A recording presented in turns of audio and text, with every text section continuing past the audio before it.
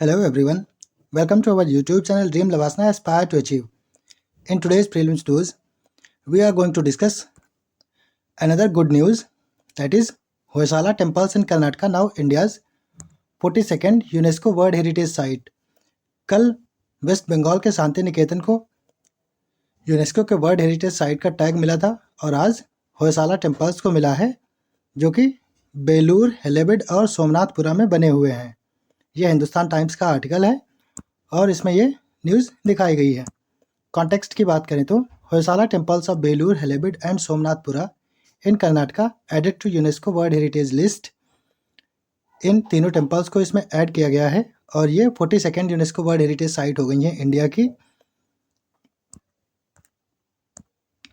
Hoysala empire के बारे में बात की जाए तो ये मोस्टली कर्नाटका के रीजन में इनका एक्सपेंशन था और ये मैप है जहाँ पे पूरे इंडिया के उस टाइम के किंगडम्स को दिखाया गया है।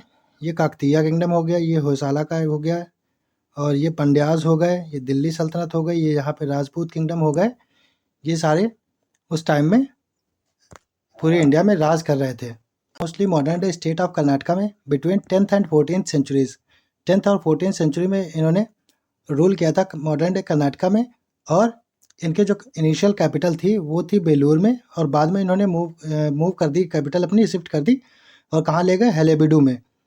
होयसाला को ये माना जाता है कि इनका ओरिजिन हुआ था मालनाड रीजन ऑफ कर्नाटका से और इस डायनेस्टी के जो फाउंडर थे वो थे साला। और इनके बारे में एक स्टोरी फेमस है जिसमें ये बोला जाता है कि ये जो साला थे इन्होंने एक टाइगर को मार दिया था और तब से इनको होयसाला के नाम से जाना जाता था। और उधर होयसाला का मतलब होता है एक ऐसा किंग जो स्ट्राइक कर दे।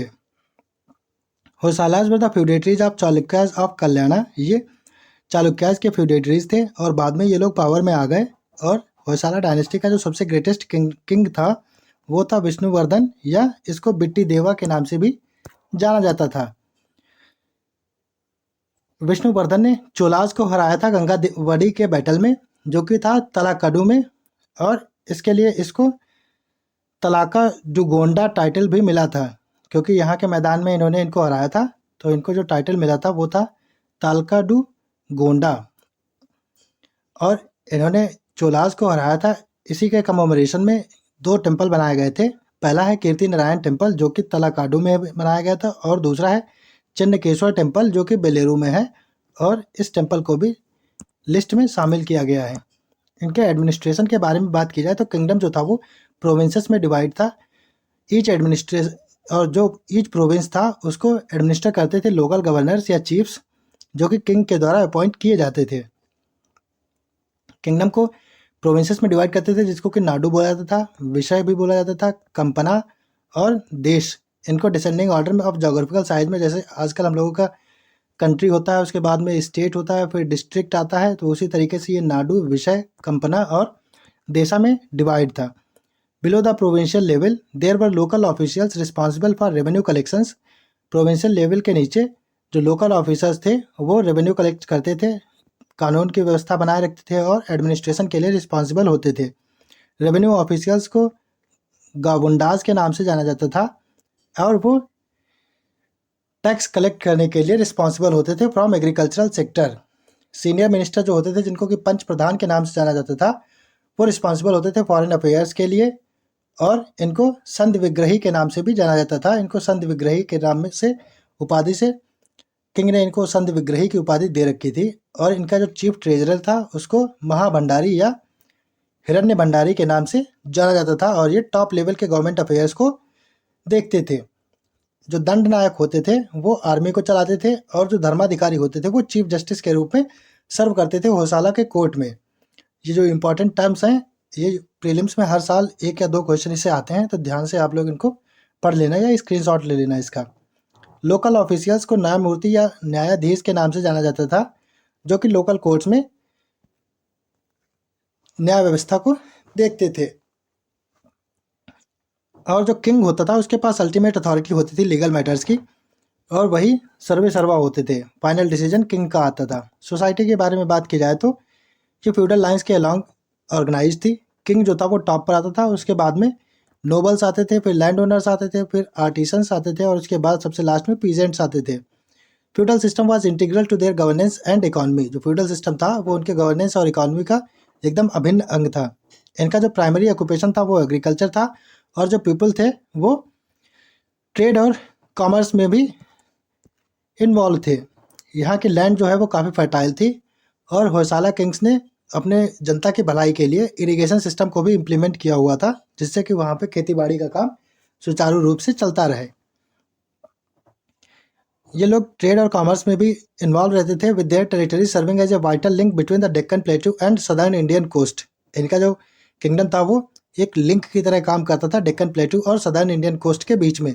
दे facilitated trade routes and contributed to economic prosperity. जो ये ट्रेड रूट से फैसिलिटेट करते थे और जिसकी वजह से ये बीच में रास्ते में पड़ने के कारण ये टैक्स वगैरह भी कलेक्ट करते थे, तो उसी से इनके यहाँ प्रॉस्पेरिटी आती रहती थी। पाकिस्तान वाले बिल्कुल इसके उल्टा करते हैं, ये ट्रेड बंद ही कर देते हैं, बिल्कुल रास्ता भी नहीं देते इंडिया वालों को जिससे कि इनको कुछ मुनाफा हो सके। आर्ट एंड आर्किटेक्चर के बारे में इनके बात की जाए तो होयसालास combined Vesara and Dravida style.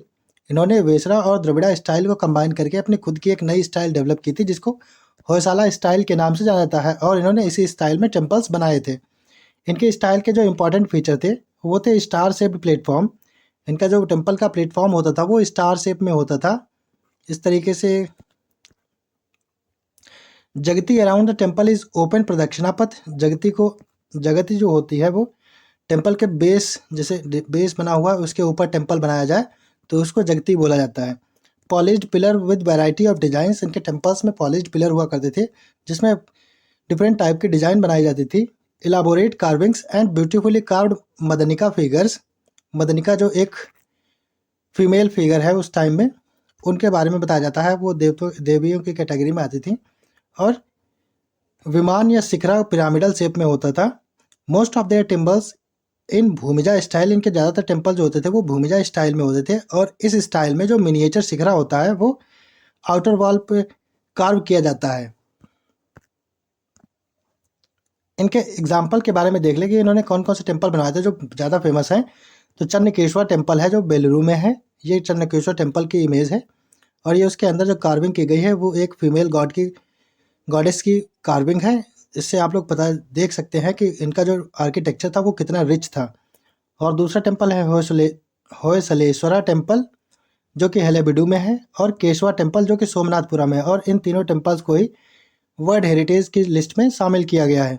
इन्होंने जैन बसाडीज को भी बनवाया था। एग्जाम्पल के रूप में सवाती गंधर्वाना बसाडी जो है वो श्रवण बेलगोला में बनी है, वो होयसालास के द्वारा ही बनवाई गई थी। उम्मीद है आप लोगों ने इसको ध्यान से सुना होगा। तो चलिए एक मल्टीपल चॉइस क्वेश्चन सॉल्व कर लेते हैं। Consider the following statements regarding Hoysala empire.